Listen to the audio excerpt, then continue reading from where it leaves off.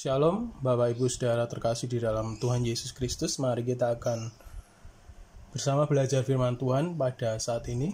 Sebelumnya kita akan berdoa terlebih dahulu. Mari kita berdoa. Tuhan yang hidup, terima kasih untuk segala berkat-Mu yang sudah kami terima sampai hari ini, sampai detik ini, sehingga kami boleh dalam keadaan yang sehat, dalam keadaan yang baik, dan kami ucap syukur untuk segala penyertaan-Mu, segala kelimpahan-Mu, segala kebaikan-Mu Tuhan.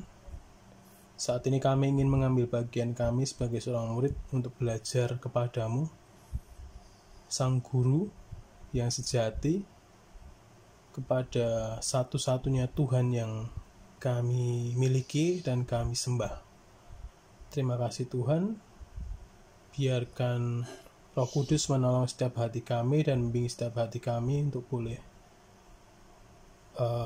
mengenal-Mu dengan benar. Di dalam dan demi nama Tuhan kami hidup, Yesus Kristus, kami berdoa dan ucap syukur, haleluya, amin.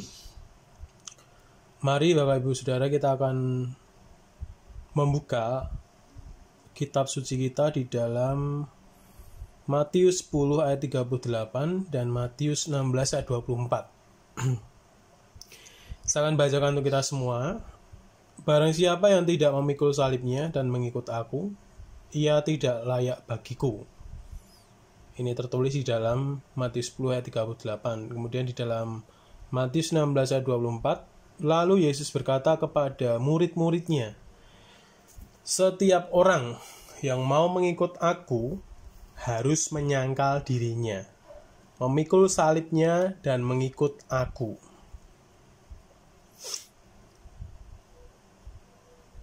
Baik, kita akan mengulas secara sederhana. Jadi ada satu frasa yang sama di dalam dua ayat ini, yaitu kalimat memikul salibnya. Nah, ini istilah memikul salibnya itu sudah sering kali kita dengar di dalam berbagai khotbah, sudah sejak lama. Topik-topik seperti ini sudah pernah kita dengar, bahkan mungkin sebagian dari kita sudah ngelotok ya istilahnya ya.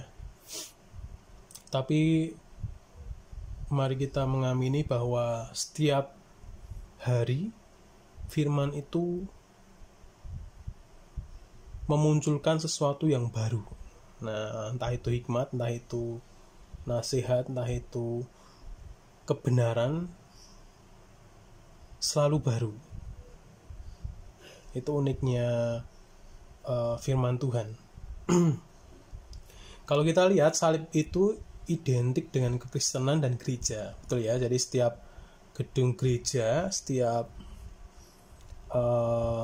kita lihat salib itu di pikiran kita langsung, wah ini orang Kristen.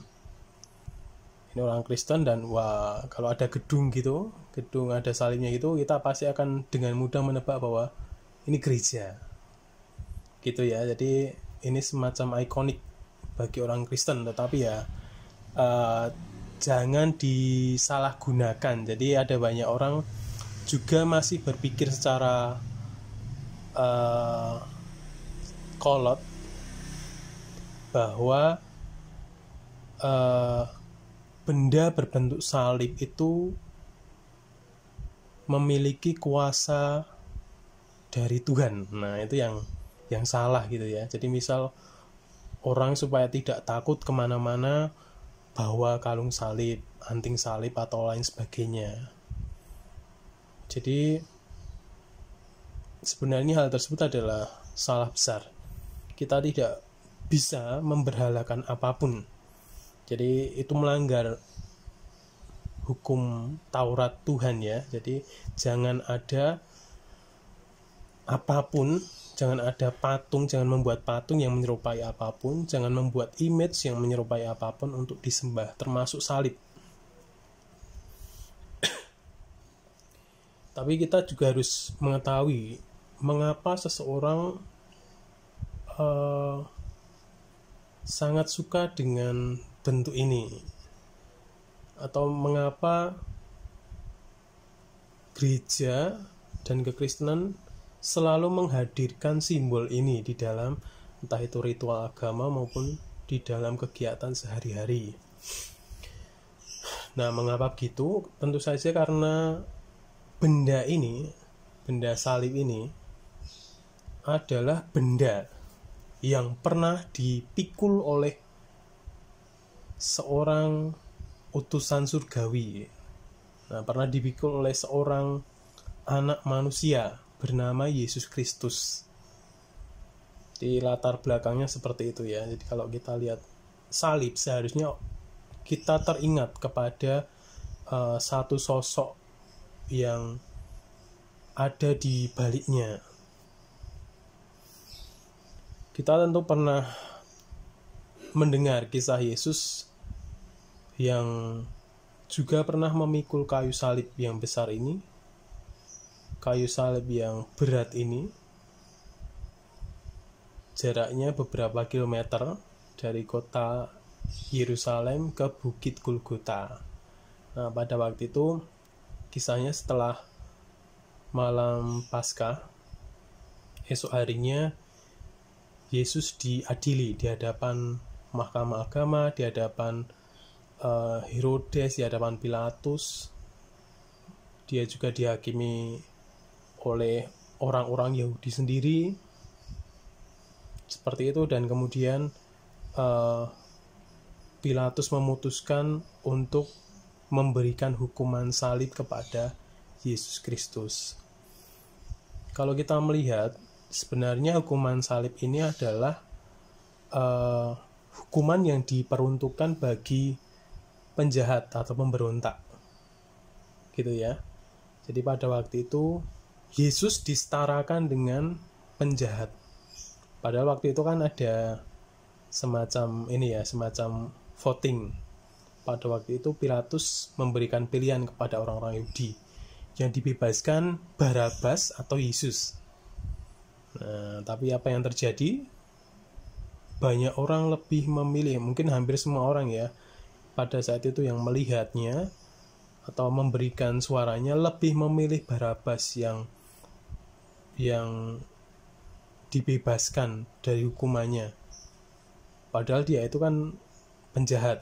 Nah, sedangkan Yesus, banyak orang-orang Yahudi ingin Yesus itu tetap dihakimi, bahkan disalib sampai mati, begitu ya. Itu latar belakangnya. Yesus pernah membawa kayu salib ini dari Yerusalem ke Golgota, dan gini jalan tersebut, jalan yang dilalui Yesus pada waktu itu, sekarang kalau tidak salah dikenal dengan nama Jalan Dolorosa atau Via Dolorosa, yang berarti jalan kesengsaraan atau jalan penderitaan.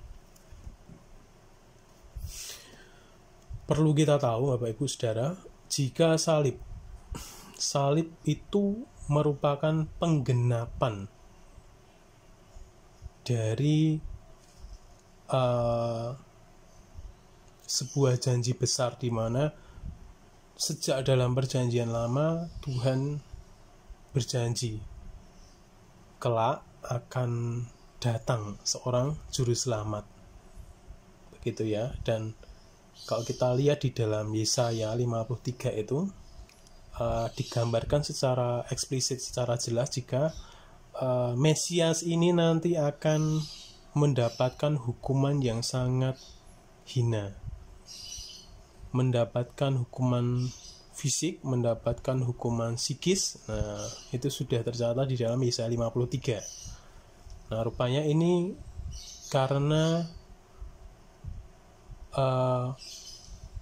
Yesus harus mati melalui salib.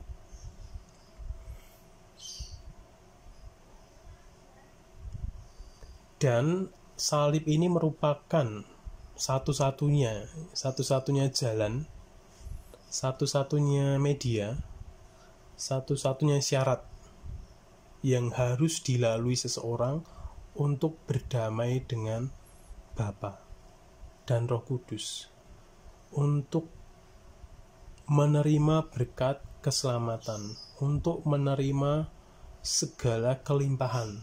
Nah, salah satu syaratnya yaitu menerima karya salib. Nah, kalau kita baca di dalam Yohanes 14 ayat 6, Yesus berkata, "Akulah jalan dan kebenaran dan hidup. Tidak ada seorang pun yang datang kepada Bapa kalau tidak melalui Aku." Jadi sudah jelas ya, tidak ada jalan lain, tidak ada alternatif lain untuk berdamai dengan Bapa dan Roh Kudus selain melalui jalan salib Yesus Kristus. Tapi masalahnya begini Bapak Ibu Saudara, kalau kita berprinsip seperti ini, jadi ketika saya menerima Yesus sebagai Tuhan dan Juru Selamat adalah sebuah hal yang sudah sangat cukup sebenarnya. Saya pikir tidak juga ya, karena menerima salib itu satu paket dengan yang namanya memikul salib. Jadi kalau Anda menerima karya salib, Anda juga harus memikul salib tersebut. Itu tidak bisa dipisahkan. Jadi menerima Yesus Kristus berarti kita juga menerima beban salibnya. Manifestasi kasih Tuhan yang begitu mulia. Tetapi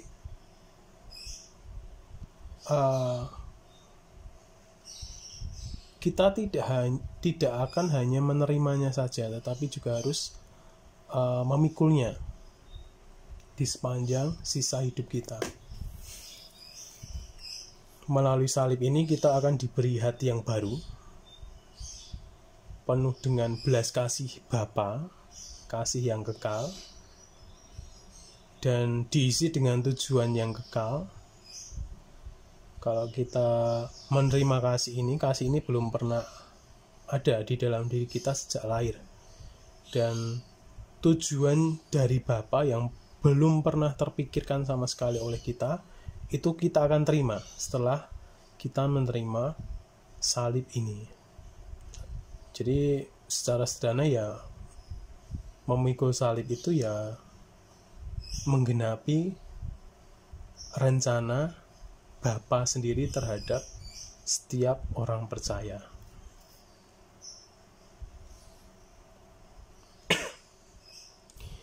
Kita adalah orang yang telah memilih jalan salib, orang-orang yang berarti harus siap memikul beban salib. Saya akan menyampaikan 5 poin utama tentang makna pikul salib ini seperti apa. Silakan Bapak Ibu Saudara menyiapkan kitab sucinya kembali. Pertama, pikul salib berarti melakukan kehendak Bapa. Silakan baca di dalam Yohanes 6 ayat 38 sampai 40. Saya akan bacakan. Silakan Bapak Ibu dengar dengan baik. Sebab aku telah turun dari surga, bukan untuk melakukan kehendakku, tetapi untuk melakukan kehendak Dia yang telah mengutus aku. Dan inilah kehendak Dia yang telah mengutus aku, yaitu supaya dari semua yang telah diberikannya kepadaku, jangan ada yang hilang, tetapi supaya aku bangkitkan pada akhir zaman. Sebab inilah kehendak Bapa-Ku, yaitu supaya setiap orang yang melihat Anak dan yang percaya kepadanya beroleh hidup kekal, dan supaya aku membangkitkannya pada akhir zaman. Jadi di sini ditulis dengan jelas ya. Jadi tujuan Yesus disalib itu adalah untuk menjamin setiap orang-orang percaya dibangkitkan pada akhir zaman. Nah, tapi yang mau saya garis bawahi adalah pernyataan bahwa Yesus datang ke dunia itu bukan untuk melakukan kehendaknya sendiri, tetapi melakukan kehendak Bapanya yang di surga. Gitu ya. Jadi sama seperti sang anak manusia datang ke dunia untuk melakukan kehendak Bapa, demikianlah juga kita orang-orang Kristen harus menggenapi rencana Bapa. Semua perintah yang diberikan oleh Yesus Kristus adalah kehendak Bapa yang di surga. Kemudian poin kedua, pikul salib berarti menghadirkan kuasa Tuhan di bumi. Silakan baca terlebih dahulu dalam Matius 18 ayat 20. Ini ayatnya sudah cukup familiar ya. Jadi di mana 2 atau 3 orang berkumpul di dalam namaku, nama Yesus Kristus, maka Dia akan hadir di situ. Begini, jadi kita adalah utusan surga yang dikirim oleh Tuhan untuk mencari orang-orang yang terhilang. Jadi salib yang Anda pikul itu adalah sebuah manifestasi di mana Tuhan juga hadir. Jadi di mana ada orang-orang yang membawa salib, ada orang-orang yang memikul salib, maka Tuhan akan hadir. Nah, bawalah kesaksian di atas kayu salib ini kepada semua orang. Inilah yang disebut dengan kabar baik, kabar di mana Tuhan telah mati bagi semua orang untuk menebus setiap dosa mereka. Kabar ini dinantikan oleh semua bangsa di seluruh dunia. Jadi kalau Bapak Ibu Saudara membaca Matius 28 ayat 19-20, karena itu pergilah, jadikanlah semua bangsa muridku, baptislah mereka dalam nama Bapa, Anak, dan Roh Kudus, dan ajarlah mereka melakukan segala sesuatu yang telah kuperintahkan kepadamu. Dan ketahuilah, aku menyertai kamu senantiasa sampai kepada akhir zaman. Jadi di mana ada salib yang Anda pikul, disitulah Tuhan hadir. Tadi sudah kita pahami di awal ya. Jadi setelah menerima Yesus Kristus, bagian besar kita di sepanjang sisa hidup kita adalah memikul salib sampai selesai, sampai kesudahan zaman. Kemudian yang ketiga, poin ketiga, memikul salib berarti harus menyangkal diri. Silakan baca di dalam Galatia 2 ayat 20. Saya akan bacakan, namun aku hidup, tetapi bukan lagi aku sendiri yang hidup, melainkan Kristus yang hidup di dalam aku, dan hidupku yang kuhidupi sekarang ada di dalam daging. Adalah hidup oleh iman dalam Anak Tuhan, yang telah mengasihi aku dan menyerahkannya untuk aku. Jadi memikul salib itu berarti menundukkan diri di bawah kuasa Tuhan, di bawah perintah Tuhan, di bawah kehendak Tuhan, di bawah kebenaran firman Tuhan. Jadi ini mungkin kesulitan besar bagi sebagian orang ya, yang namanya menundukkan diri kepada sesuatu yang benar, sesuatu yang lebih besar dari diri kita sendiri, itu merupakan kesulitan bagi setiap orang. Makanya hal ini perlu latihan, perlu proses yang panjang, bahkan seumur hidup kita itu adalah proses penundukan diri kita kepada Tuhan. Dan ini sudah wanti-wanti oleh Rasul Paulus yang mengatakan bila hidup kita bukanlah kita lagi, tetapi Yesus Kristus yang hidup di dalam diri kita. Nah ini ingat baik-baik. Jadi tidak ada lagi tempat di mana diri kita itu bisa berkuasa atas diri kita, tetapi Tuhanlah yang berkuasa atas diri kita. Kemudian poin keempat, pikul salib berarti kita harus siap berdamai dengan siapapun. Silakan buka di dalam Kolose 1 ayat 20. Dan oleh Dialah yang memperdamaikan segala sesuatu dengan dirinya, baik yang ada di bumi maupun yang ada di surga, sesudah Ia mengadakan perdamaian oleh darah salib Kristus. Jadi saya jelaskan, salib itu adalah perantara manusia berdamai dengan Bapa. Tadi ya, sudah ditulis dalam Yohanes 14 ayat 6 juga. Jika Anda telah diberi beban salib, Anda harus siap sedia, bersedia, berdamai dengan siapapun. Tidak boleh ada kebencian yang Anda bawa bersamaan dengan membawa salib. Usaha Anda akan sia-sia. Mengapa demikian? Kita tidak bisa memikul salib sambil membawa kebencian. Jadi kita harus melepaskan salah satu. Jadi memilih pikul salib atau membawa kebencian. Nah, kira-kira kalau saya pikir setiap kita sudah bisa melihat ya mana yang lebih worth, mana yang lebih berharga untuk kita bawa.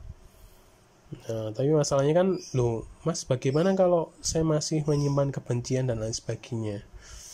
Nah, seperti yang sudah saya katakan tadi, bahwa memikul salib itu bukan perkara yang mudah. Jadi juga berbicara tentang proses.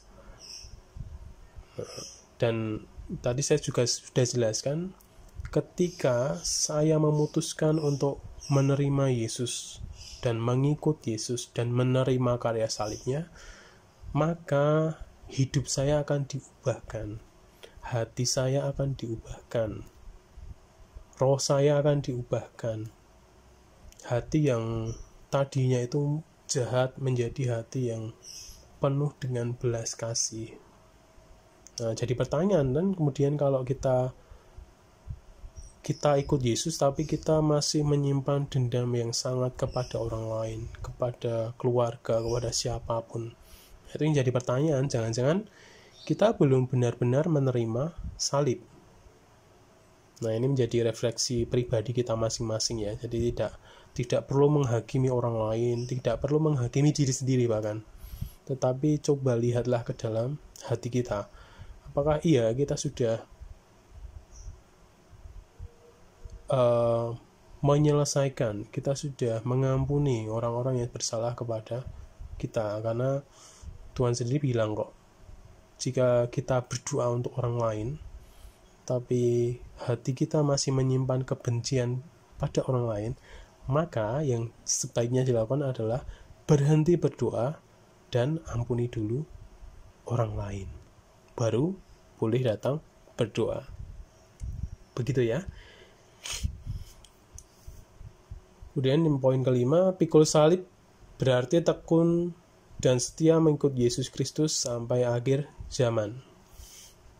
Tertulis di dalam Ibrani 12 ayat 2, saya akan bacakan. Marilah kita melakukannya dengan mata yang tertuju pada Yesus, yang memimpin kita dalam iman, dan membawa iman kita kepada kesempurnaan, yang dengan mengabaikan kehinaan, tekun memikul salib, ganti sukacita yang disediakan bagi Dia, yang sekarang duduk di sebelah kanan tahta Bapa. Semua derita yang harus kita tanggung saat mengikut Yesus akan tergantikan oleh sukacita yang kekal, yang berasal dari Tuhan sendiri. Sukacita yang kekal karena kelak kita akan berada bersama satu tempat dengan Bapa, Roh Kudus, dan Putra. Jadi ada pada waktunya, pada waktu yang indah, kita semua orang percaya akan berada di dalam satu kondisi, satu tempat dengan Tuhan Abraham, Ishak, dan Yakub. Begitu ya. Jadi kalau sudah diberi kepercayaan Tuhan untuk memikul salib, nah ya bagian kita ya harus memikulnya ke tujuan yang Ia kehendaki dimanapun berada, gitu ya. Ini renungan yang bisa saya berikan pada saat ini. Kiranya setiap kita mau memikul salib kita masing-masing dengan penuh antusias dan sukacita, dan membawa salib kita sampai kepada tujuan yang sudah ditentukan oleh Bapa di surga. Amin. Mari kita berdoa. Tuhan yang hidup, terima kasih pada saat ini kami boleh belajar mengenal Engkau melalui firman-Mu, terutama dengan topik bahasan memikul salib. Kami bersyukur jika setiap kami adalah orang-orang yang Engkau percaya untuk membawa salib-Mu kepada tujuan-Mu. Ya Roh Kudus, berkati hati kami, berkati pikiran kami, berkati langkah kaki kami, supaya ketika kami memikul salib kami masing-masing, kami boleh mendapatkan kekuatan, kami boleh mendapatkan peneguhan yang daripada Tuhan. Dan kami boleh membawa kepada orang-orang yang saat ini masih menanti-nantikan Mesias, masih menanti-nantikan keselamatan yang berasal dari-Mu. Kami adalah utusan-utusan-Mu yang siap untuk mengerjakan panggilan-Mu, memikul salib kami masing-masing sampai waktu yang Engkau kehendaki sendiri. Terima kasih Tuhan, kami berdoa untuk keadaan kami saat ini.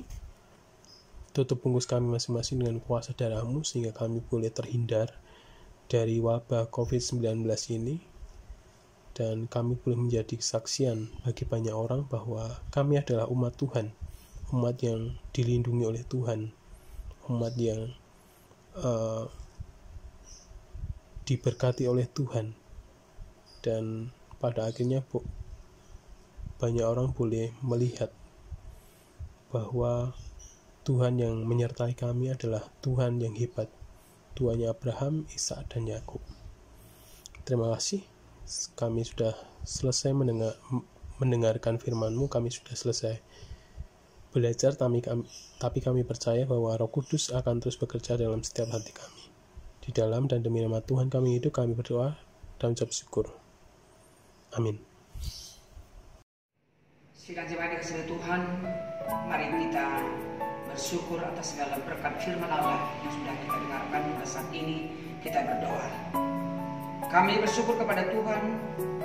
Terima kasih atas pertolongan-Mu sampai hari ini. Engkau menyelamatkan, bahkan memberkati, membuat kami semua tetap semangat sampai Tuhan datang kali yang kedua. Saat ini di dalam nama Yesus, sudah jemaat dikasihi Tuhan, terimalah berkat daripada Allah Bapa, Anak, dan Roh Kudus yang melampaui segala manusia. Itulah menyertai saudara sekalian sampai Tuhan datang kali yang kedua di dalam nama Yesus. Haleluya. Amin.